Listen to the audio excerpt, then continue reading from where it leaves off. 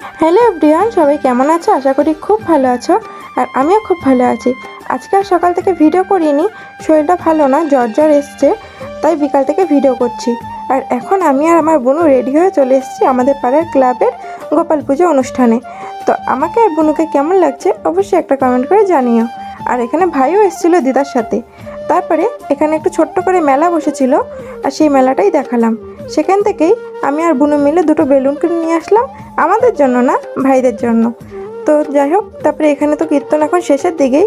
তো কীর্তন শেষ হওয়ার পরে এখন হচ্ছে বাতাসা লুট। অনেকের মানসিক থাকে, তারা এসে বাতাসা ছোড়ে।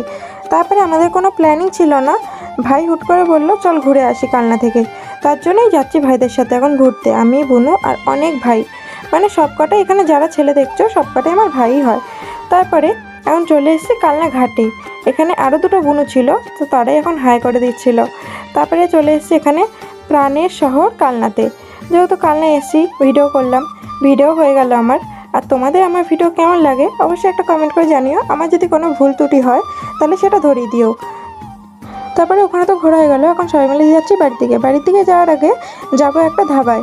তারপরে এখান থেকে বাড়ির দিকে যাওয়ার সময় দেখতে পেলাম রাস্তায় বজরংবলীর ভাসান যাচ্ছে, তো সেটাকেই দেখালাম। আর এখানে চলে এসেছি ধাবায়। তো ধাবায় এসে সবাই মিলে চা আর পকোড়া খেয়ে নিলাম। আর সকাল থেকে তো আমি কোনো ভিডিওই করিনি, তারপরেও ঠিক যাই হোক করে একটা ভিডিও হয়ে গেল। তোমাদের যদি ভিডিওটা ভালো লাগে একটা লাইক করে পাশে থেকো। আজকে ভিডিওটা এতটুকুই। তো সবাইকে টাটা, সবাই সুস্থ থেকো, ভালো থেকো।